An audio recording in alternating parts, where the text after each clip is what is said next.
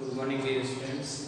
गायत्री विद्या मंदिर उच्च माध्यमिक विद्यालय सांसोर के यूट्यूब चैनल पर आप सभी का पुनः हार्दिक स्वागत। आज हम 10वीं क्लास के विज्ञान विषय का 5वां पाठ डिस्कस करने जा रहे हैं। इस पाठ पर आधारित आज आपका 10वां वीडियो लेक्चर है, जो अंतिम वीडियो लेक्चर है।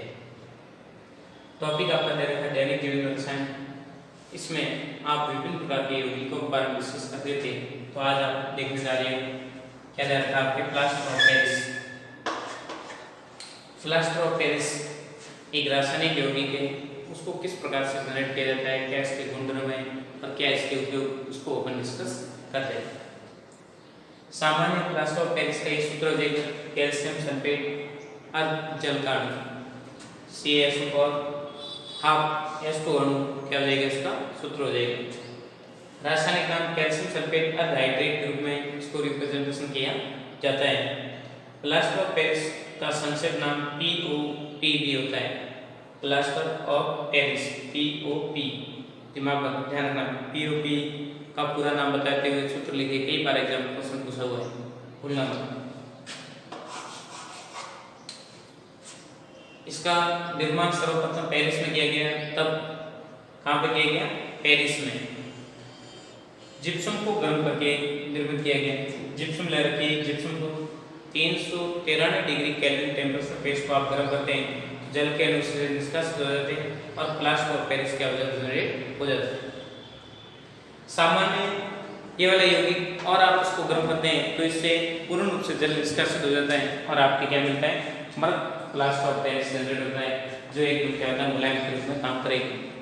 आगे आप देखते हैं प्लास्टर ऑफ पेरिस के सामान्यतः गुणधर्म होते हैं, वो होता है सफेद रंग का ठोस चिकना पदार्थ होता है। जल मिलाने पर 15-20 मिनट में कठोर एवं ठोस पदार्थ के रूप में मजबूती ग्रहण कर लेता है। पानी मिलाते ही 15-20 मिनट के लिए इसको छोड़ोगे तो क्या कर लेगा, कठोर सा पदार्थ ग्रहण कर लेता है और एकदम क्या हो जाएगा, कठोर हो जाएगा, हार्डनेस लोहे जैसा क्या हो जाता है, कठोर हो जाता है। तो वैसे ही याद रखना कि प्लास्टर ऑफ पेरिस ये सफेद रंग का ठोस चिकना पाउडर होता है। जल मिलाने पर 15 से 20 मिनट में जमकर ठोस और कठोर हो जाता है। क्यों होता है, क्योंकि इसमें आपके डायरेक्ट पानी मिलाने पर जिप्सम तैयार हो जाती है, जिप्सम क्या हो जाएगी, कठोर हार्डनेस कंपाउंड जनरेट होता है।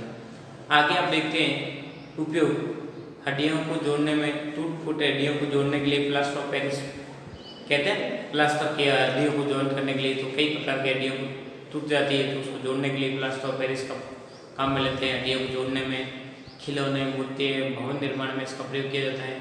दंत चिकित्सा में, जैसे दांतों की इमल्सन परत हट जाती है तो उसको वापस रिकवर करने के लिए इसका प्रयोग किया जाता है। अग्निसह पदार्थों के निर्माण में, अग्निसह पदार्थ कई प्रकार की भट्टियों के आंतरिक सतह पर प्लास्टर ऑफ पेरिस लगाया जाता है ताकि उसका अपघटन न हो, लंबे समय तक आग और टेम्परेचर को एब्जॉर्ब करने की इनमें टेंडेंसी पाई जाती है। सिंपल सा आकार का प्लास्टर ऑफ पेरिस, थोड़ी सी इसकी प्रॉपर्टी है, उसको आप व्यवस्थित रूप से याद रखना। इंपॉर्टेंट ये POP का पूरा नाम बताते हुए इसका सूत्र बताइए, ये कई बार एग्जाम में क्वेश्चन पूछते हैं, ध्यान रखना। या फिर इसका रासायनिक नाम, सूत्र, POP पर आधारित आपको सवाल मिल सकता है, ध्यान रखना। तो ये था आपके प्लास्टर ऑफ पेरिस। आगे अपना मेजर टॉपिक है आज का, वो है साबुन एवं अपमार्जक क्या होते हैं, किस प्रकार से उनकी गुणधर्म प्रदर्शित होते हैं, उसको अपन डिस्कस करने जा रहे हैं। तो पूरे इस मैटर का आप एक बार स्क्रीनशॉट ले लीजिए, फिर अपन इंटर करेंगे साबुन एवं अपमार्जक में। हो गया होगा स्क्रीनशॉट आपके, देखिए आगे देखते हैं साबुन एवं अपमार्जक। सामान्य साबुन एवं अपमार्जक का प्रयोग अपन स्वच्छता उत्पन्न करने के लिए किया जाता है। मान लो आपके कपड़े गंदे हो जाते हैं तो अपन साबुन या अपमार्जक से कपड़ों को क्या करते, धोते हैं। साबुन और अपमार्जक का मतलब सामान्य भाषा क्या कहते हैं, डिटर्जेंट पाउडर आता है ना सर, ये डिटर्जेंट पाउडर है।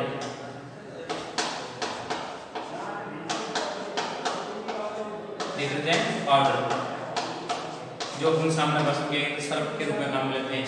अलग अलग प्रकार की पैकिंग आती है, उसमें आपके पाउडर होता है। साबुन आप जानते हैं, कपड़े धोने का, नहाने का अलग अलग साबुन होते हैं। तो इनका सभी का एक ही टारगेट होता है, गंदगी को हटाना, स्वच्छता उत्पन्न करना और वहां से गंदगी को हटाने का कार्य करते हैं। साबुन की बात करें, साबुन सबसे पुराना अपमार्जक है जिसमें कार्बन के 12 से 18 तक कार्बन श्रृंखला वाले वसीय अम्ल होते हैं, जैसे स्टेरिक, पार्मेट और ऑलिक अम्ल के सोडियम तथा पोटेशियम लवण होते हैं। क्या होता है, साबुन के रूप में आपको बताया स्टेरिक वॉमिट या ओलिक अम्लों के सोडियम लवण होते हैं।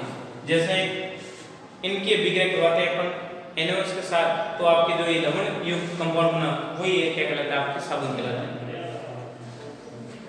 विभिन्न प्रकार के वसीय अम्लों से सारों की अभिक्रिया करके लवणीय यौगिक प्राप्त होता है, उसको अपन साबुन कहते हैं और इस अभिक्रिया को साबुनीकरण के नाम से जाना जाता है। और साइड प्रोडक्ट बनता है ग्लिसरॉल।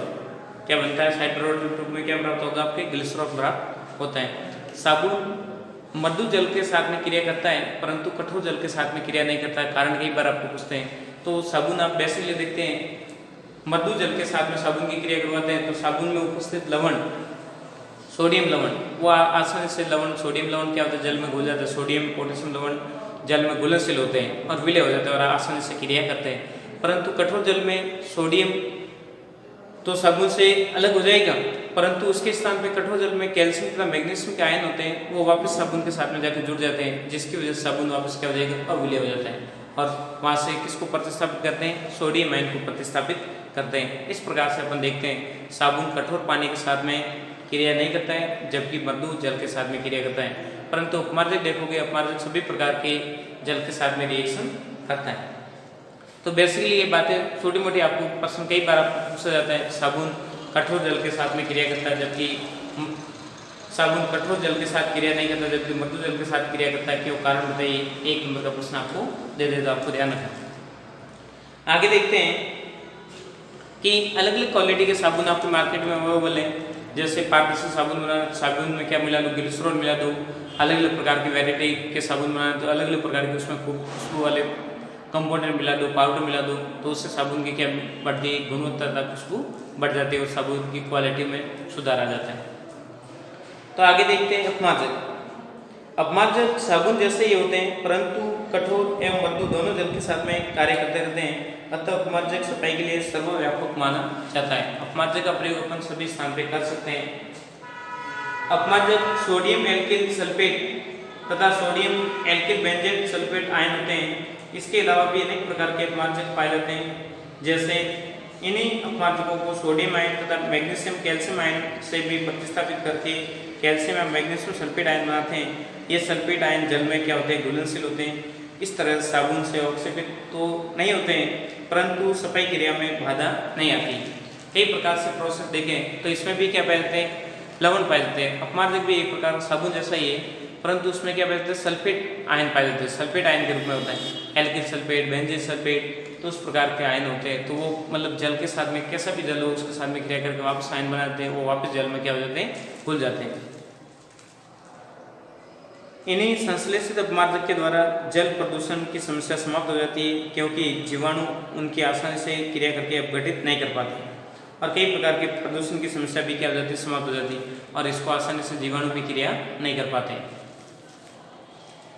यदि एल्किल समूह हाइड्रोजन समूह की श्रृंखला कम होती जाए तो जीवाणु द्वारा अपघटन निम्नीकरण आसानी से हो जाता है। अतः लंबी व कम श्रृंखला वाले हाइड्रोजन युक्त बेंजीन सल्फोनेट अपमार्जक का प्रयोग किया जाता है।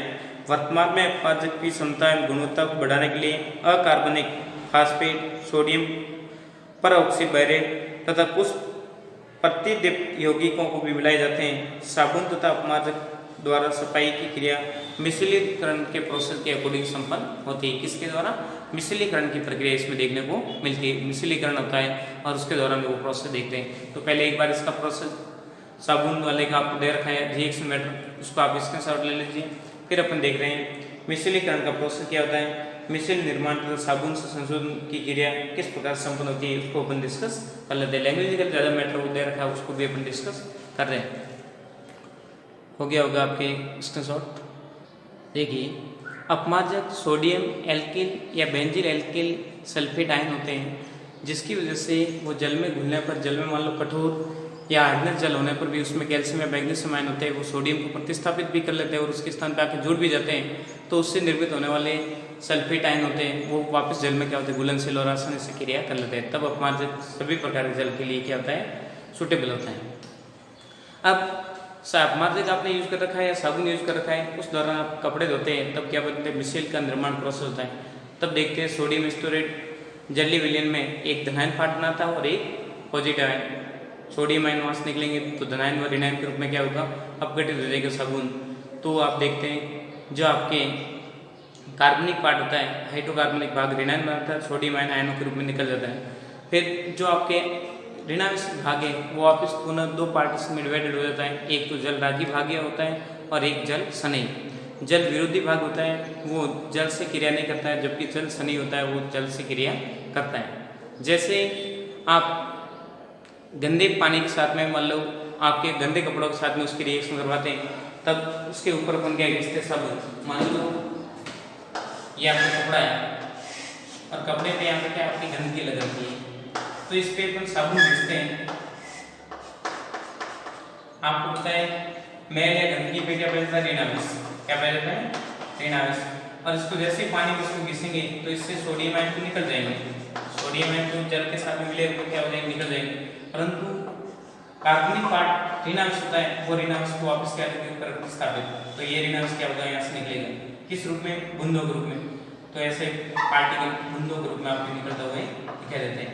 ये जैसे जैसे साबुन को घिसते जाओगे तो इससे क्या बनेंगे, फेप बनेंगे। क्या बनेंगे, फेप। और मिश्रण का निर्माण होता रहेगा। इसमें इसी साबुन का पार्ट इसमें बताया रहा है, इसके दो पार्ट होते हैं, एक तो होता है कार्बनिक पार्ट,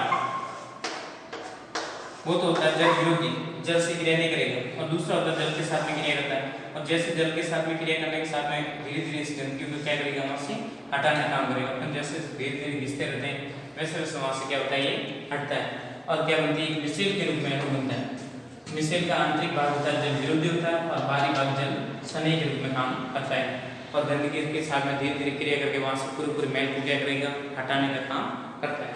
इस प्रकार से अपन देखते हैं बेसिकली कि जल सनई तथा जल विरोधी किस प्रकार से साबुन के पार्टिशन होते हैं, मिश्रण का निर्माण किस प्रकार से होता है, क्या प्रोसेस होता है, तो ये आपको बेसिक दिमाग में होना नेसेसरी है। देखिए आगे हम देखते हैं कि साबुन तथा अपमार्जक द्वारा मिश्रण बनाने की प्रक्रिया की जाती है। सर्वप्रथम साबुन से जैसे साबुन के अणु का जल में आयनित हो जाता है। सबसे पहले साबुन क्या होगा, टूटेगा, मैंने आपके सामने रिएक्शन लिख दी।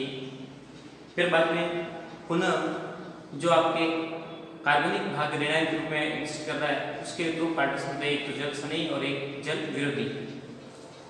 जो जल सनई भाग होता है वो ध्रुवीय भाग होता है जो जल से क्रिया करता है। यह हाइड्रोकार्बनिक जो जल विरोधी होता है तथा ध्रुवीय सिरा जल सनई होता है। ये भाग इस प्रकार से वर्ष होता है कि हाइड्रोकार्बनिक भाग अंदर की तरफ तथा ऋणांश जलीय सिरा बाहर की तरफ होते हैं। इस प्रकार से आपके मिसाइल मैंने बनाई, इस प्रकार के अणु क्या करते हैं, एग्जिस्ट करते हैं। अधिकांश गंदगी, तेल की बूंदें, चिकनाई आदि जल में अघुलनशील परंतु हाइड्रोकार्बन घुलनशील होते हैं। साबुन के द्वारा सप्लाई की जाती है। चिकनाई के चारों तरफ साबुन एक मिश्रण के अणु के रूप में काम करता है। मैंने जैसे आपके सामने रिएक्शन लिख रखी, साबुन की बट्टी से जैसे क्रिया करें वैसे मैल को हटाने का कार्य करेगी।